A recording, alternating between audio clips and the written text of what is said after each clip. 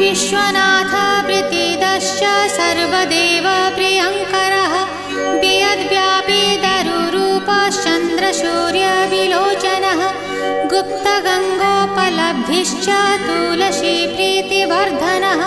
जगदीश श्रीनिवास श्रीपति श्रीगदाग्रजः सरस्वती मूलाधार शिवश्च श्रीदयानिधिः